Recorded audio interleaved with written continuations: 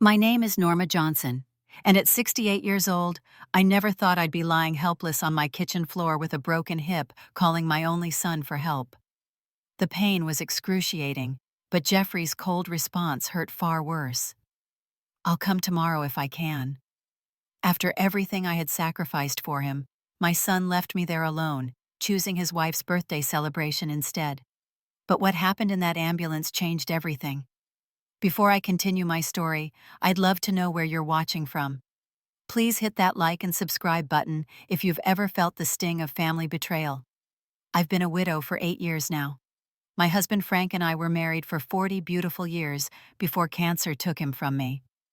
We built a good life together in our modest home in Springfield, raising our only son Jeffrey with all the love and devotion we could give.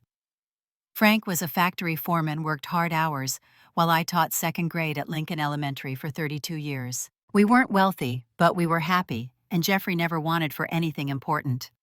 Jeffrey was our miracle baby. After trying for nearly 7 years when the doctors had all but told us to give up hope, I found out I was pregnant. From the moment he was born, he became my whole world. I still remember his first steps across our living room floor, his little graduation cap in kindergarten, and how proud I felt watching him accept his college diploma, the first in our family to earn a degree.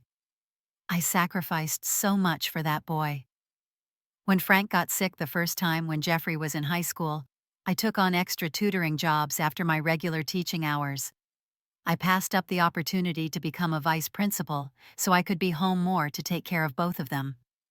When Jeffrey needed money for college, I cashed in part of my retirement savings. I never regretted it, not once. That's what mothers do. For years, Jeffrey was attentive and loving. He'd call regularly, come over on weekends to help with house maintenance, and we'd have Sunday dinners together at least twice a month. Everything changed when he met Amanda. Amanda was beautiful, ambitious, and 10 years younger than Jeffrey. She worked as a marketing executive for a national retail chain, always perfectly dressed, with not a hair out of place. From our first meeting, I sensed her coolness toward me. The tight smile that never reached her eyes, the way she checked her watch when I was speaking, how she'd steer conversations away from family memories and toward her career accomplishments. At first, Jeffrey would defend me. "Mom's just being mom," he'd say, when Amanda would make subtle comments about my old-fashioned ways or how my house was quaint. But gradually, I watched my son transform. The calls became less frequent, the visits shorter. Sunday dinners dwindled from twice a month to once a month, then to major holidays only. 5 years into their marriage, I barely recognized my son anymore. He traded in his casual clothes for designer suits, moved from our modest neighborhood to a gated community 30 miles away, and seemed to adopt all of Amanda's opinions as his own. When they'd visit, he'd glance at her before answering any of my questions, as if seeking permission. My health started declining 3 years ago. Nothing catastrophic at first, just the expected issues of aging. Arthritis in my knees made climbing the stairs difficult. My blood pressure needed monitoring. After a minor fall in the bathroom, Jeffrey insisted I wear a medical alert bracelet, though he seemed more annoyed than concerned. "Mom, we can't be driving over here every time you have a problem," he'd said. "I tried everything to maintain our relationship. I learned how to text instead of call because Amanda said calls were intrusive. I stopped asking about grandchildren after seeing the tight expression on her face. I even took cooking classes to make the fancy gluten-free, dairy-free meals Amanda preferred when they did visit. Nothing seemed to bridge the growing distance. Last Christmas was particularly painful. They arrived 3 hours late to dinner, stayed for barely 45 minutes, and brought me a generic gift basket that still had the corporate logo of Amanda's company on it. Jeffrey didn't even remember to sign the card. When I called the next day to thank them anyway, Amanda answered and said Jeffrey was too busy to come to the phone. My 78th birthday passed without a call. When I finally reached him 3 days later, Jeffrey claimed they'd been swamped with a charity gala Amanda was organizing. He promised to make it up to me but never did. Even with all these warning signs, I made excuses for him. "He's building his career," I told my few remaining friends. "Amanda keeps him very busy with their social obligations."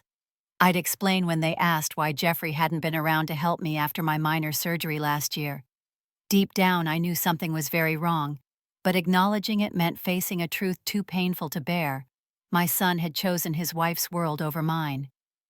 The day everything changed started like any other Tuesday. I woke up with the sun, made my coffee, and sat in Frank's old recliner watching the morning news. I'd been planning a family dinner for next month, Jeffrey's birthday, and spent the morning making a shopping list and planning a menu that would please both my son and his particular wife.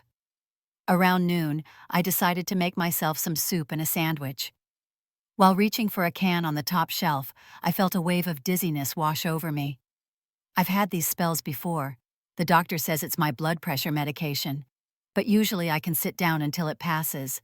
This time I was standing at the counter, a pot of water boiling on the stove, when the room began to spin.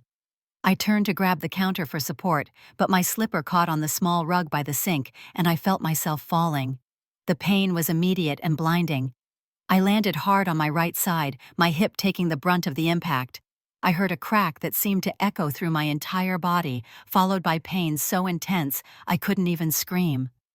I just lay there, gasping, tears streaming down my face, knowing instantly that something was very wrong. When I tried to move, the agony was unbearable. My phone sat on the counter just 4 feet away. It might as well have been 4 miles. I called out for help, though I knew no one would hear me. My nearest neighbor, Mrs. Peterson, was 82 and nearly deaf. The young couple on the other side worked during the day. I was completely alone. I tried dragging myself toward the counter, using my elbows to pull my body across the cold linoleum, but the pain in my hip flared so intensely that I nearly passed out. After several failed attempts, I lay back, panting and sweating, trying to think of another solution. The stove, I suddenly remembered the pot of water I'd left boiling. With tremendous effort, I managed to look up and saw that in my fall, I'd somehow knocked the dial to off. At least I wouldn't burn the house down around me. Hours passed. The sunlight moved across my kitchen floor, shadows lengthening as afternoon turned to evening. The pain settled into a constant throbbing presence, but worse was the humiliation. I needed to use the bathroom but couldn't move. Eventually my body gave up waiting. The indignity of lying in my own mess, unable to clean myself, brought fresh tears. Thirst became my next torment. My mouth felt like sandpaper, my lips cracking as dehydration set in. I tried calling out periodically, hoping someone might be passing by my open kitchen window, but my voice grew weaker as the hours wore on. As night fell, the temperature dropped. My kitchen, usually so cozy and warm, felt like a refrigerator. I couldn't reach anything to cover myself, and the cold linoleum seemed to leach the warmth from my body. I began to shiver, which only intensified the pain in my hip. Around what must have been midnight, I remembered the medical alert bracelet on my wrist, the one Jeffrey had insisted I wear. With trembling fingers, I pressed the button, praying it would connect to emergency services. Instead, it dialed the number I'd programmed into it myself, Jeffrey's cell phone. I'd thought it would be better to call him first, not wanting to bother emergency services if I just needed a little help. What a foolish, foolish mistake. When Jeffrey's groggy voice came through the tiny speaker, relief flooded through me. "Mom, do you know what time it is?" "Jeffrey?" I whispered, my voice hoarse from hours of calling for help. "I've fallen. I think my hip is broken. I can't move. I need help." There was a pause. Then I heard Amanda's muffled voice in the background, asking who was calling so late. Jeffrey's voice became distant, as if he'd covered the phone, but I could still make out their conversation. "It's my mother," he said to her. "Says she fell and might have broken her hip." "Tonight? Are you serious?" Amanda's voice was sharp with irritation. "We have my birthday dinner tomorrow with all my colleagues. You know how important this is." I know," Jeffrey said, his voice conciliatory. Then he came back on the line with me. "Mom, can anyone else help you? What about your neighbor?" I couldn't believe what I was hearing. "Jeffrey, I've been lying here since noon. I'm in so much pain. Please." My voice broke as tears came again. Another pause. I could practically hear him weighing his options, and in that silence I felt my heart breaking. "Look, Mom, it's really late now, and we have this important dinner tomorrow for Amanda's birthday.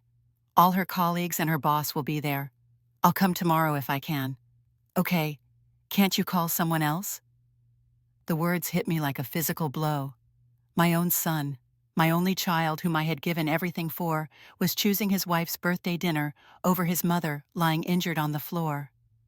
In that moment, something inside me shattered far more painfully than my hip. "Jeffrey, please," I begged, all pride gone. "I'm scared." "Just call 911 then, Mom. That's what they're there for. I have to go. Amanda's upset now. I'll try to come by tomorrow after the dinner." The line went dead.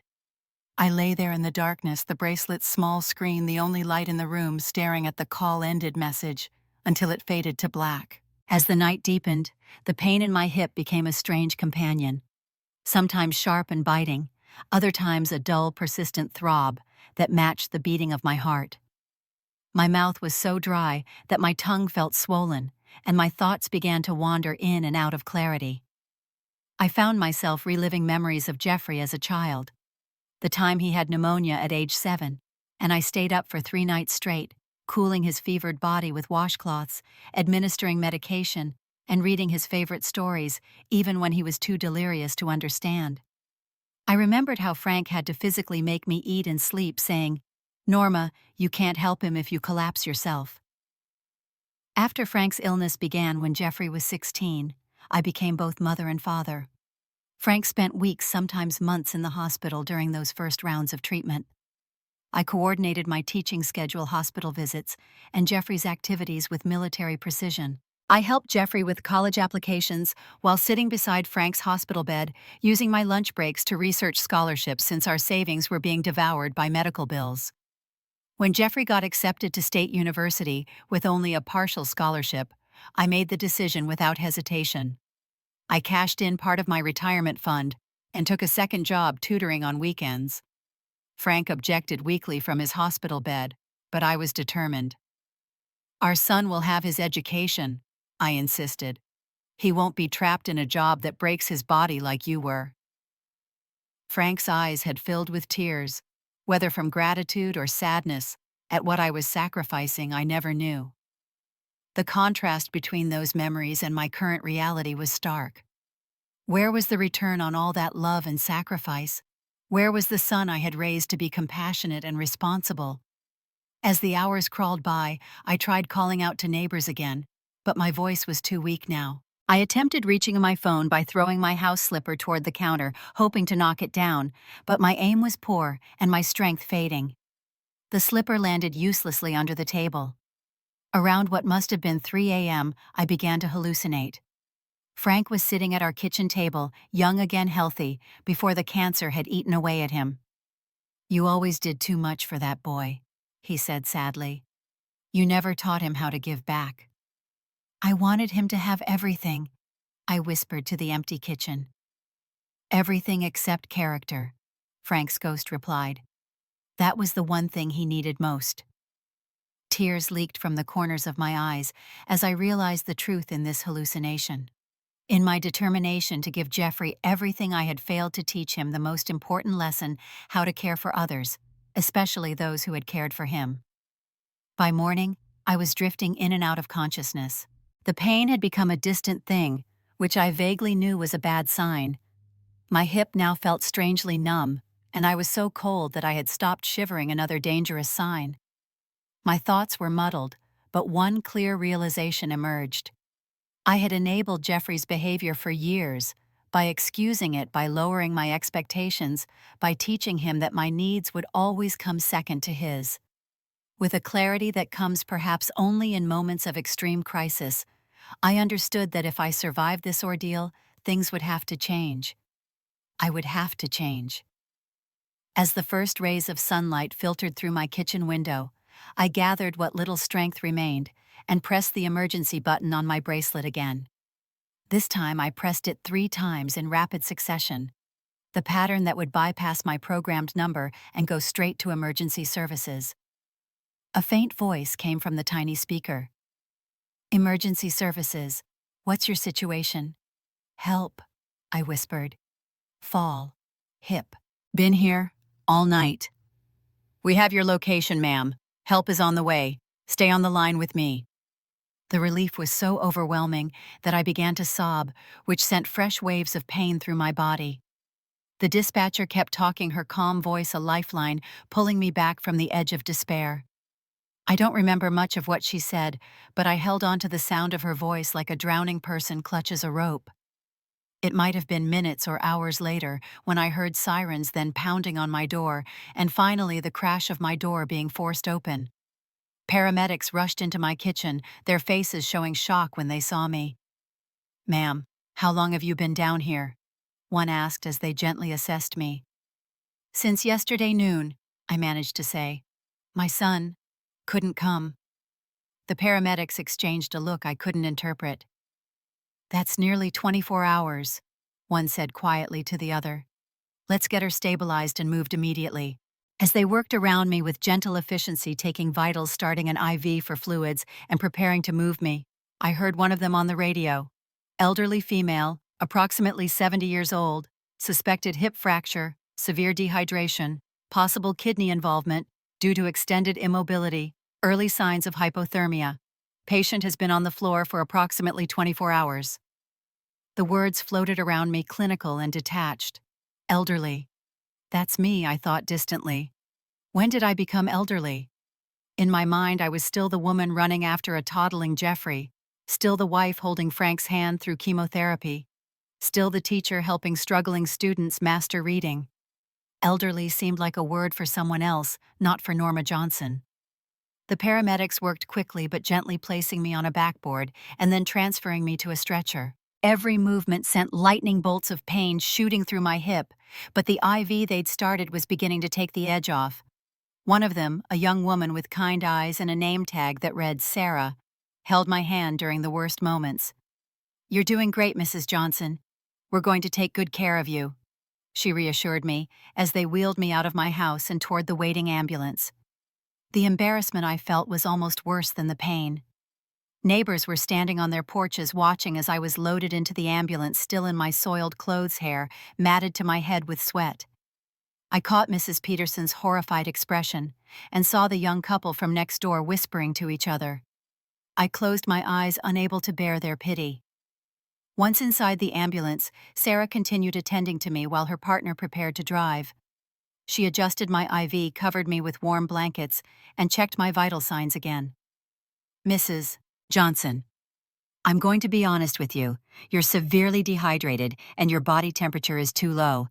We need to get you warmed up and get some fluids in you right away. The doctor will examine your hip at the hospital, but from what I can see, it's likely broken." I nodded weakly. "My son," I said, my voice barely above a whisper. "He said he'd come tomorrow. Today is his wife's birthday." Sarah's expression changed subtly, a flash of something, anger, crossing her face before her professional demeanor returned. "You called your son when you fell. Medical alert." I gestured weakly to the bracelet. "Called him instead of 911. My mistake." "And he told you he'd come tomorrow." Her voice was carefully neutral. I nodded, feeling tears form again. "He has a dinner. Important people from his wife's work." Sarah squeezed my hand gently. "Mrs. Johnson, you could have died waiting that long. Another few hours without medical attention, and you might have developed rhabdomyolysis from muscle breakdown or kidney failure from dehydration. Your son should have called emergency services immediately if he couldn't come himself." The ambulance began moving, the motion causing more pain, despite the medication now flowing through my IV. Sarah adjusted something, and the pain eased slightly. "Tell me more about your son," she said, perhaps trying to distract me from the pain and the humiliation. So I did.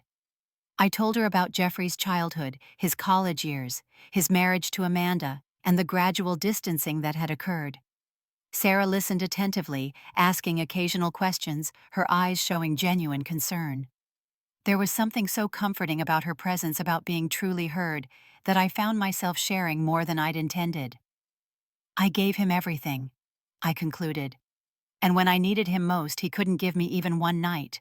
We were passing through downtown now, the ambulance slowing for traffic. Through the small window, I caught a glimpse of La Maison, the most expensive restaurant in our town. It was Amanda's favorite place where they always celebrated special occasions. And then I saw them. Jeffrey and Amanda were just exiting the restaurant, along with a group of well-dressed people. Even from a distance, I recognized my son's tall frame and Amanda's perfectly styled blonde hair. They were laughing, champagne glasses in hand, not a care in the world, while I lay broken in an ambulance not 50 feet away. I must have made some sound because Sarah looked at me sharply, then followed my gaze out the window. Her eyes widened as she made the connection. "That's them, isn't it?" she asked quietly. "Your son and his wife." I nodded, unable to speak past the lump in my throat. What happened next still seems like a dream. Sarah leaned forward and tapped her partner on the shoulder. "Dave, pull over. Emergency situation." "What's wrong?" he asked, already guiding the ambulance to the curb. "I need 2 minutes. Patient care issue." The look they exchanged seemed to communicate something I didn't understand, but Dave nodded and stopped the vehicle. "I'll be right back, Mrs. Johnson," Sarah said, her voice now tight with what I recognized as controlled anger. Before I could say anything, she had jumped out of the back of the ambulance. Through the open doors, I watched as Sarah strode purposefully across the street toward the restaurant entrance. She was still in her paramedic uniform, which caused several people to turn and stare. Jeffrey and his group were standing near the valet station waiting for their cars. Sarah walked straight up to them. "Excuse me," I heard her say loudly. "Are you Jeffrey Johnson?" My son turned confusion on his face. "Yes, do I know you?" "No, but I know your mother. She's in my ambulance right now with a broken hip, severe dehydration, and early-stage kidney failure after lying on her kitchen floor for 24 hours. The blood drained from Jeffrey's face. Amanda stepped forward, her expression a mix of embarrassment and annoyance. "Excuse me, but this is a private celebration. Whatever issue you have with my husband can wait until tomorrow." Sarah's voice carried clearly across the now silent sidewalk. Wait until tomorrow. Like he told his mother to wait when she called begging for help. She could have died waiting for tomorrow. People were openly staring now. I saw Jeffrey looking around at his wife's colleagues, mortification written across his face. "Look, I was going to check on her tomorrow. She has falls sometimes, it's not usually serious." "Not usually serious?" Sarah's voice rose slightly. "Sir, your mother has been lying in her own waste since noon yesterday. Her body temperature dropped to dangerous levels overnight. She's showing early signs of kidney failure, and you told her you were too busy with a dinner party to help her." Amanda's face was flushed with anger. "This is completely unprofessional. I'm going to report you to your supervisor. How dare you humiliate us in front of my colleagues?" Sarah didn't back down. "Ma'am, I'm currently treating an elderly woman who was abandoned by her only son in a life-threatening situation. If anyone should be feeling humiliated right now, it's not you." She turned back to Jeffrey, whose face had gone from white to red. "Sir, your mother is being transported to Memorial Hospital. If you have any decency left, you'll meet us there. She needs surgery for her hip, and there will be paperwork requiring a family member's signature." With that, Sarah turned on her heel and walked back to the ambulance. The entire confrontation had taken less than 2 minutes, but it felt like an eternity. As Sarah climbed back inside and the doors closed behind her, I caught a last glimpse of Jeffrey, standing frozen on the sidewalk, Amanda gesticulating angrily beside him. "I'm sorry if that was out of line, Mrs. Johnson," Sarah said, as she resumed checking my vital signs, her hands slightly shaky with adrenaline. "But I've seen too many elderly patients neglected by family who should know better. It's not right, and sometimes people need a wake-up call." I couldn't speak. Part of me was mortified by the public confrontation, but another part, a stronger part I hadn't recognized in years, felt a strange sense of vindication. For once, someone had stood up for me. Someone had made Jeffrey face the consequences of his choices. As the ambulance pulled away heading toward the hospital, I reached out and squeezed Sarah's hand.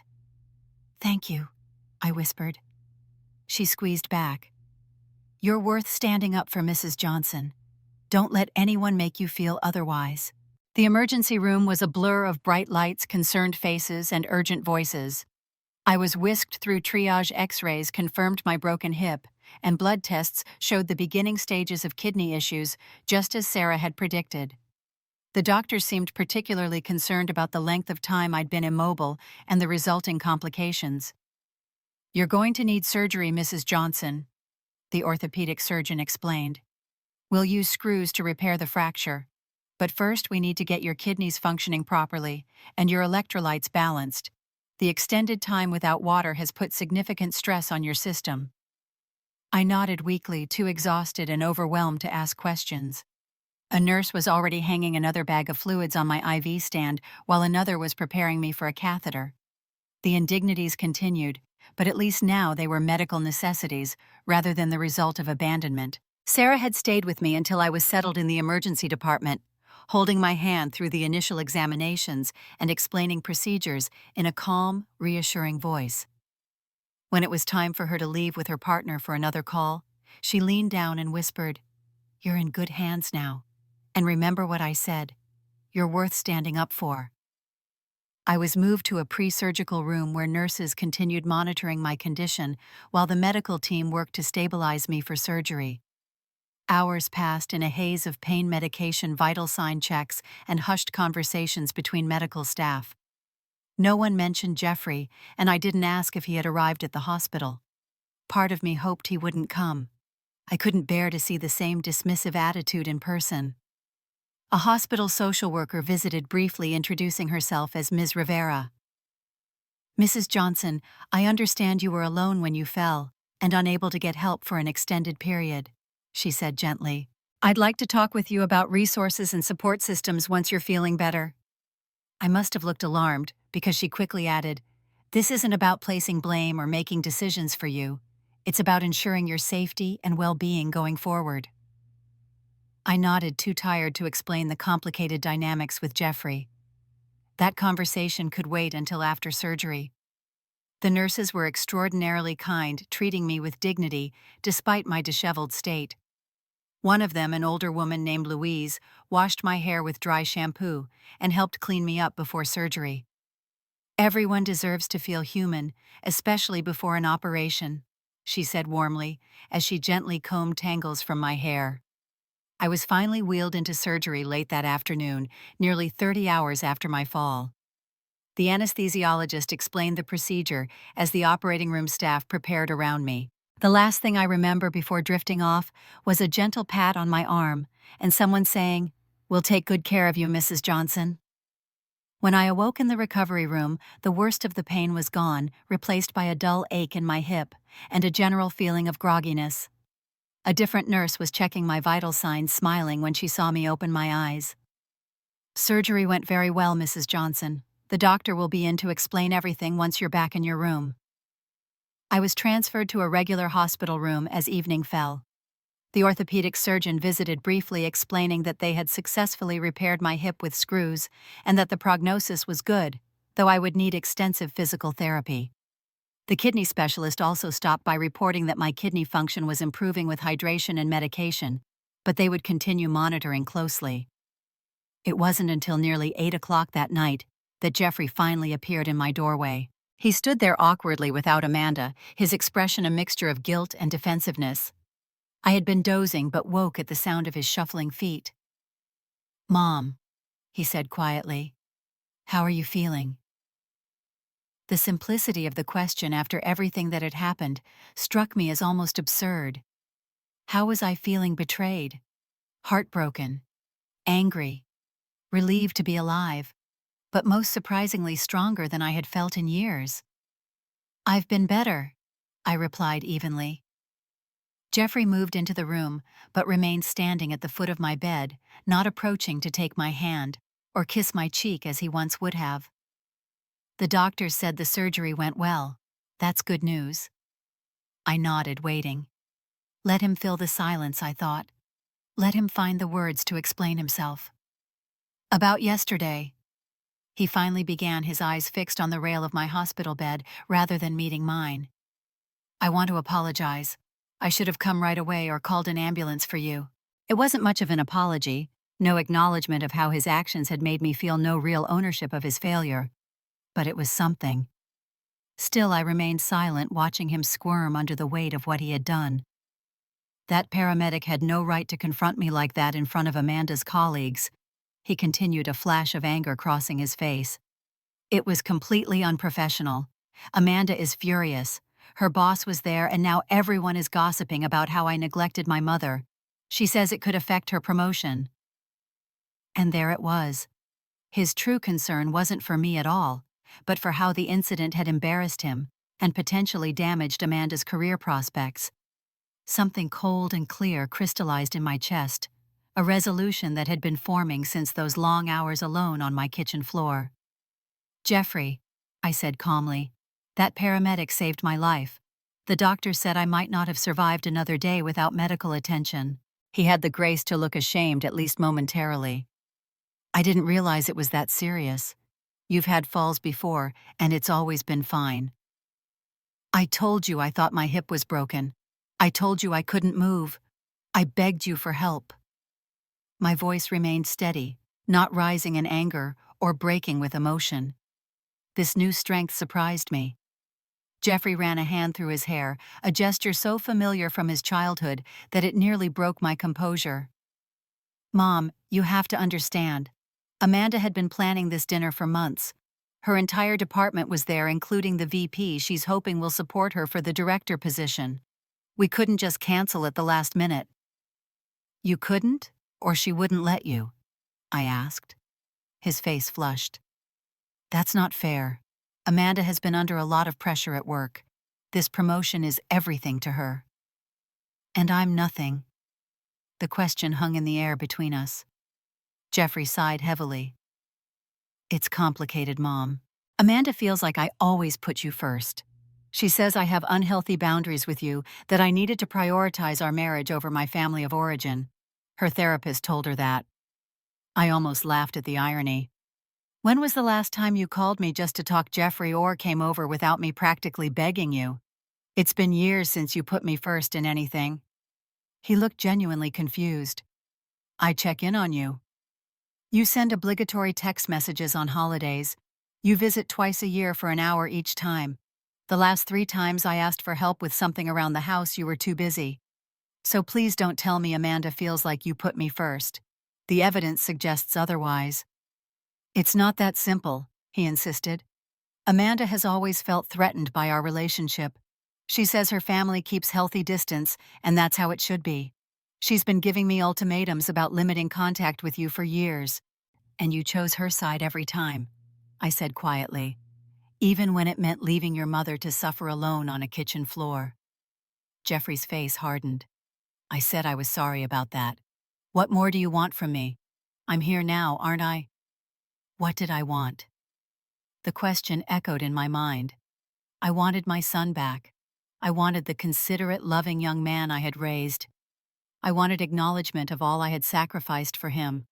I wanted genuine remorse, not this defensive surface-level apology offered only after public humiliation. But I also recognized with a clarity that felt like emerging from a fog that what I wanted might not be possible anymore. The Jeffrey I kept hoping would return was gone, replaced by this stranger who valued social status and his wife's career ambitions over his mother's well-being. "I want you to go home and think about your choices," I said finally. "I need rest now and time to heal. Not just my hip, but my heart. We can talk again when I'm stronger." Jeffrey looked stunned. In all our years, through all his gradual pulling away, I had never dismissed him. I had always been the one eagerly accepting any crumb of attention he offered, grateful for even the briefest visit or call. This new boundary clearly took him by surprise. "You're angry," he said accusingly, "after I came all the way here to check on you." "Yes, Jeffrey, I am angry, and hurt and disappointed. Those are normal feelings when someone you love abandons you in a crisis.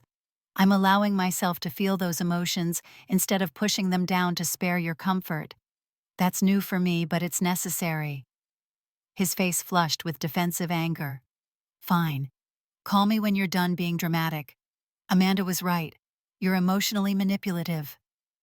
With that parting shot, he turned and stormed out of my hospital room. I watched him go, feeling a strange mixture of pain and liberation. Tears came then running silently down my cheeks as I processed what had just happened.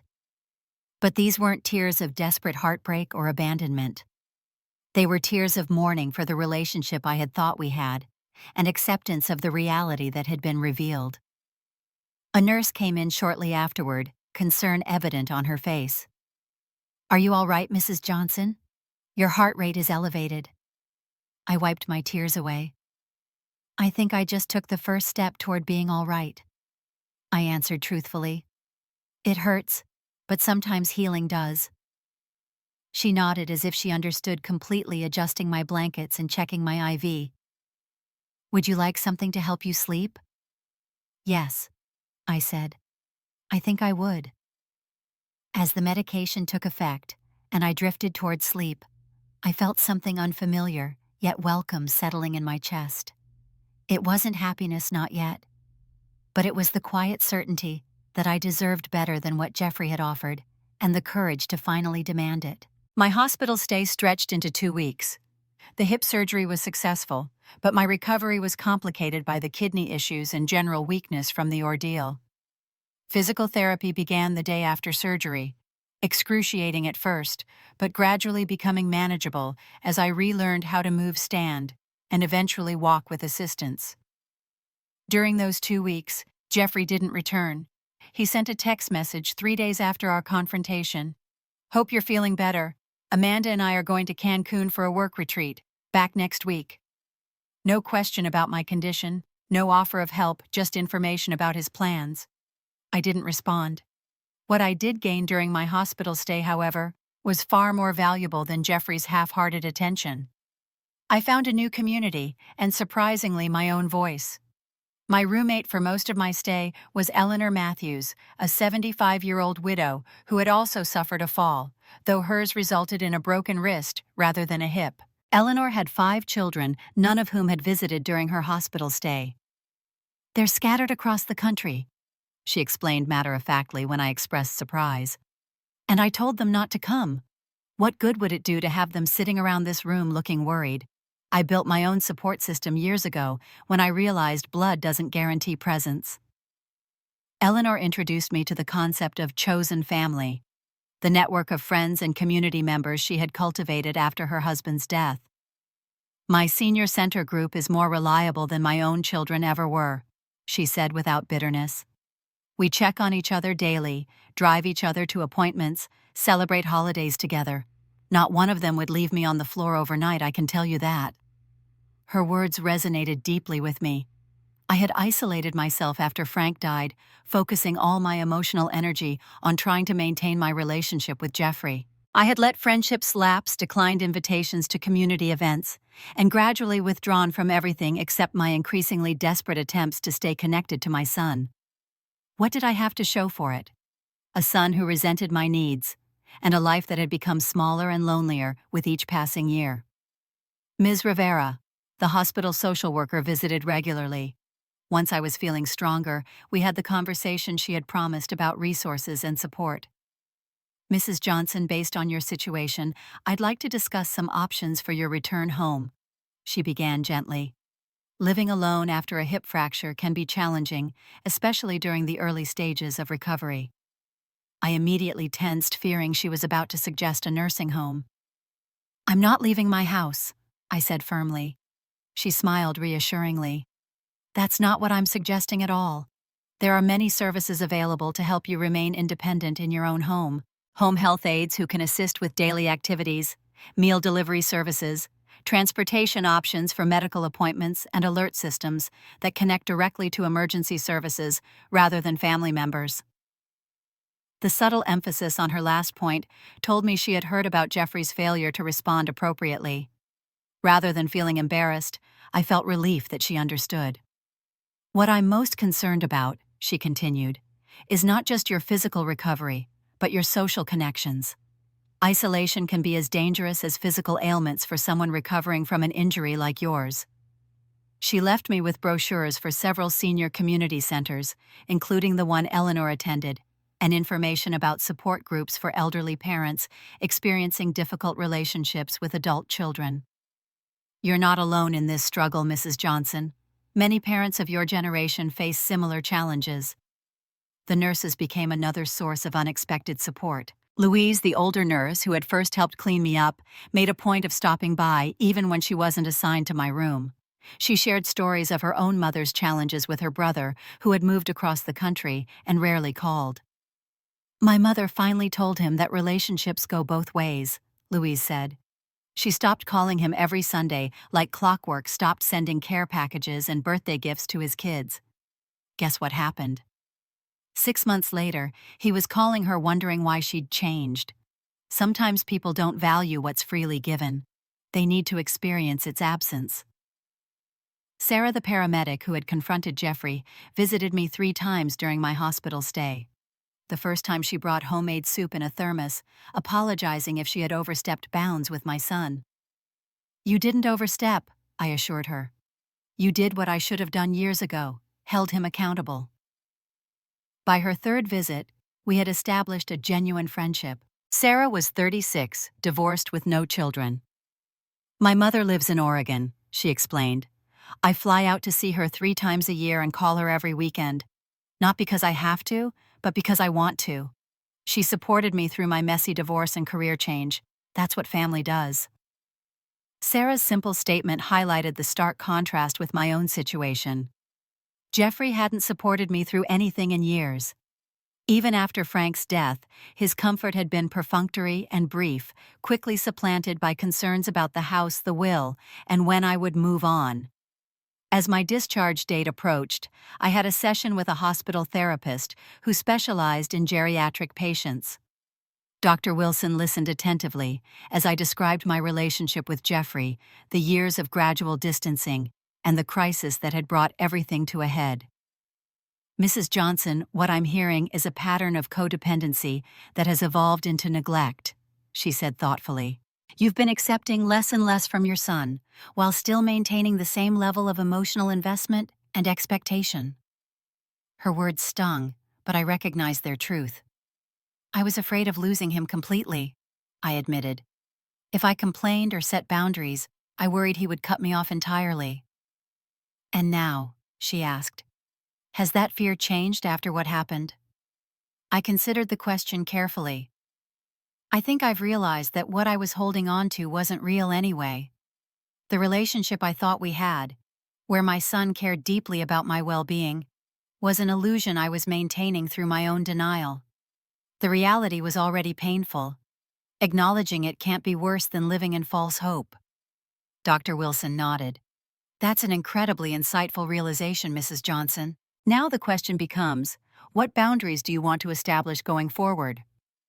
We spent the rest of the session discussing healthy boundaries, reasonable expectations, and the grief process of accepting a relationship different from what I had hoped for. "You can love your son while still requiring basic respect and consideration," she emphasized. "Those aren't mutually exclusive." 2 days before my discharge, Eleanor invited me to join her for dinner in the hospital cafeteria with 3 friends from her senior community who had come to visit. With a nurse's help, I managed the journey in a wheelchair, my first real outing since the surgery. Eleanor's friends, Martha, Richard, and Denise, welcomed me warmly, making space at their table and immediately including me in their conversation. They were lively, engaged people in their 70s and early 80s, discussing everything from politics to the latest movies they'd seen together. "Eleanor tells us you might be joining our community when you're recovered," Martha said warmly. "We have a wonderful support network. Richard here drives our Thursday shopping van, and Denise organizes the weekly potluck." "I'm thinking about it," I said cautiously. "I've been pretty isolated the past few years." "Weren't we all at first?" Richard said with understanding. "After Irene died, I barely left the house for a year. These ladies practically dragged me to my first community dinner. Best thing that ever happened to me." By the end of the meal, I had been invited to their next movie night and monthly book club. Denise, learning that I had been a teacher, mentioned that the community center needed volunteers for their after-school tutoring program for neighborhood children. "Many of us find purpose in volunteering," she explained. "It's good for the community, And frankly, it's good for us too. Keeps the mind sharp and the heart engaged. As Richard wheeled me back to my room, he said something that stayed with me. Family isn't just who you're born to or who you birth, Mrs. Johnson. At our age, family is who shows up when you need them. The rest is just shared DNA.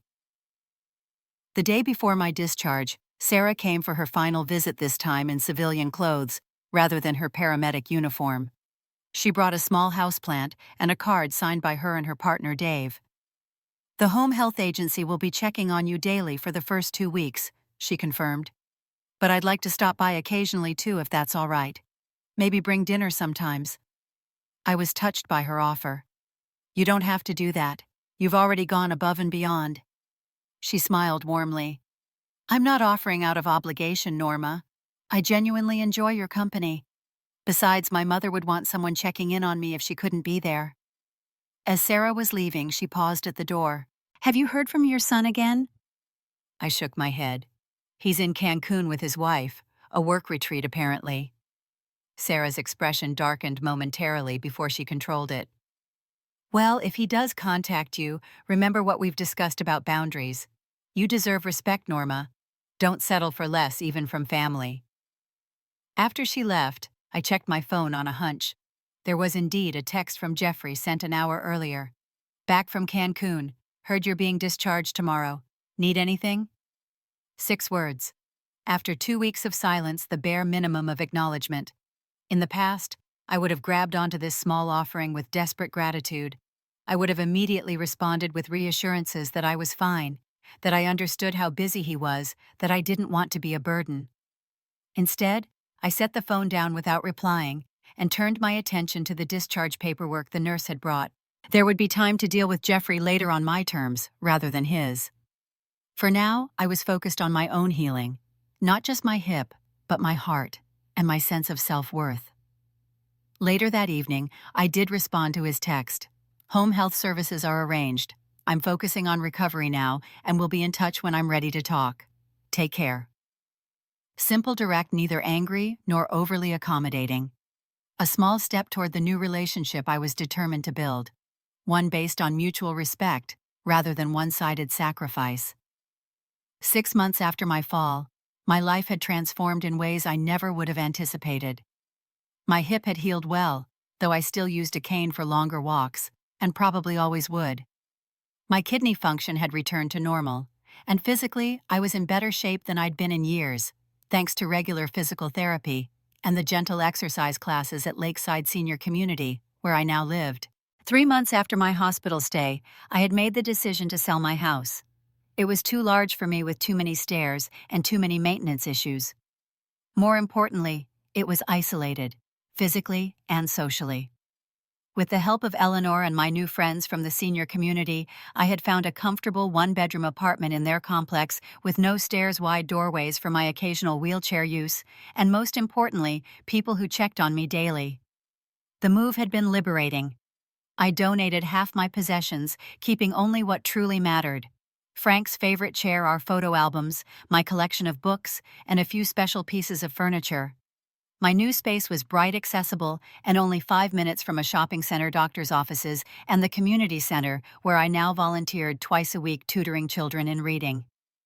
Sarah had remained a constant presence in my life, stopping by at least once a week with a meal or just to chat. She had introduced me to her friends, included me in her small Thanksgiving gathering, and even taken me to her mother's home in Oregon for a long weekend. Diane, Sarah's mother, and I had bonded immediately over our shared teaching background and love of mystery novels. We now emailed regularly and had plans for her to visit in the spring. My social circle had expanded beyond anything I could have imagined during those isolated years after Frank's death.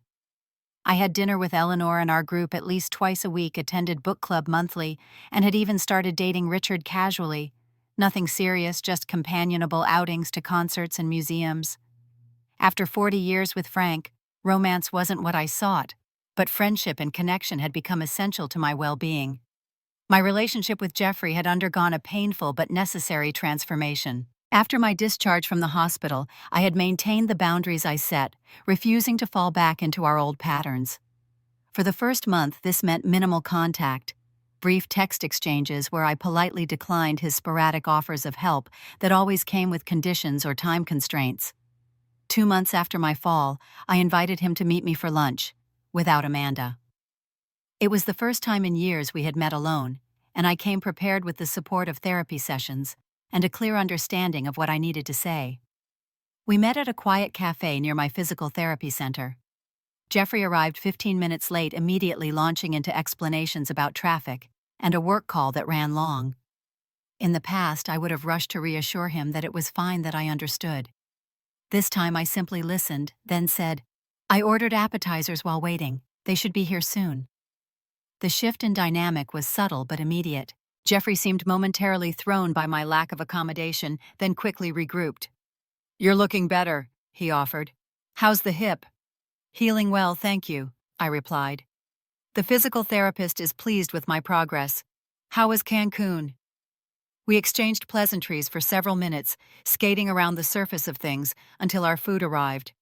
Then I set down my fork and looked directly at him. "Jeffrey, I asked you to meet today because we need to talk about what happened and where we go from here." He immediately looked uncomfortable. "Mom, I've apologized for that night. I made a mistake. Can't we move past it?" "That's what I want to discuss," I said calmly. "Moving forward requires understanding what went wrong and making changes so it doesn't happen again. What happened that night wasn't an isolated incident. It was the culmination of years of distance and neglect." Jeffrey's face flushed. "That's not fair. I have my own life, my own family. Amanda and I are busy with our careers. We can't drop everything whenever you need something." "I'm not asking you to drop everything," I replied. "I'm asking for basic consideration and respect. There's a vast difference between expecting daily visits and expecting you not to leave your mother lying injured on the floor for 24 hours. He had the grace to look ashamed. I said I was sorry about that.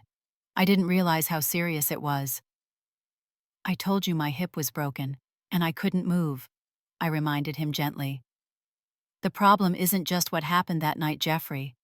It's that you've gradually withdrawn from my life to the point where my well-being isn't even a consideration in your decisions." "That's not true," he protested, but weakly. "When was the last time you called me just to talk, or visited without me asking, or remembered my birthday without a reminder?" I asked. "The relationship has become entirely one-sided, and that's not healthy for either of us."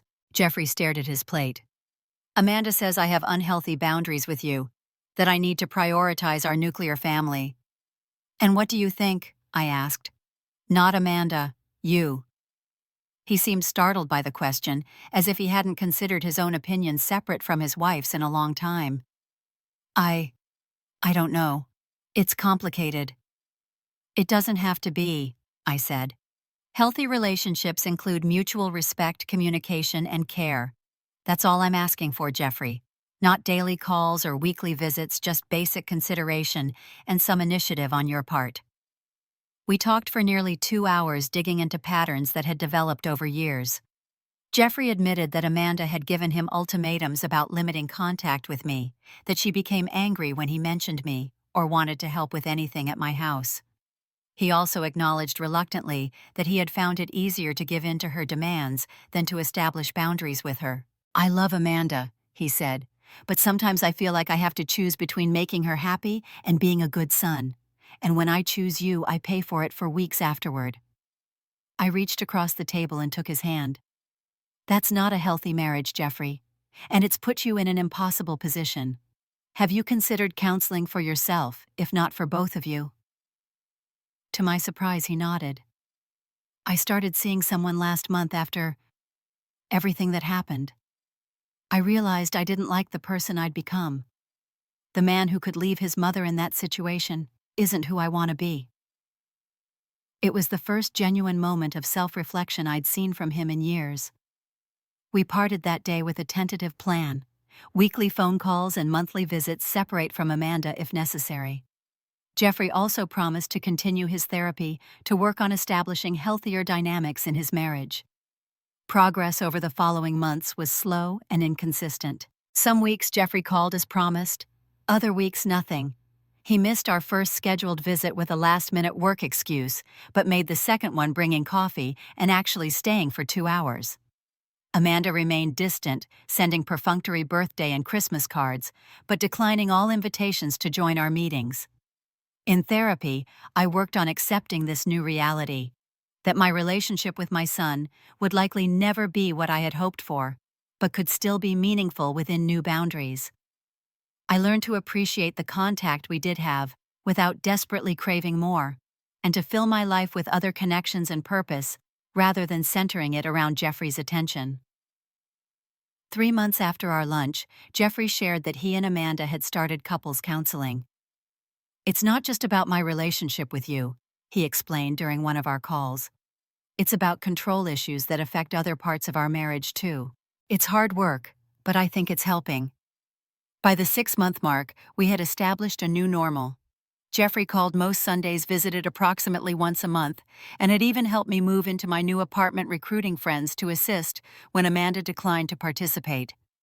Our conversations were more honest than they had been in years, though certain topics remained sensitive.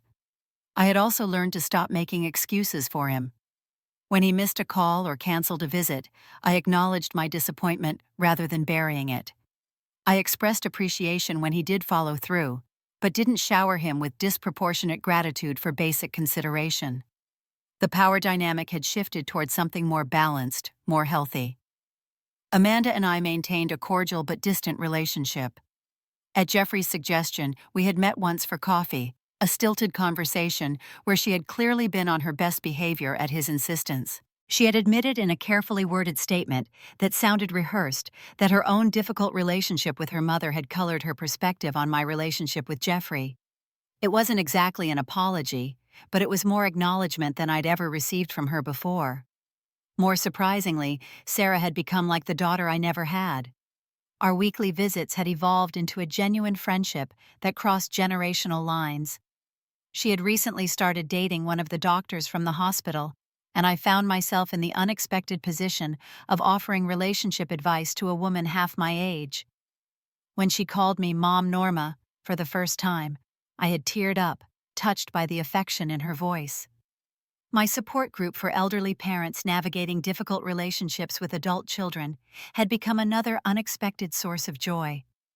What had started as therapy for me had evolved into an opportunity to help others in similar situations.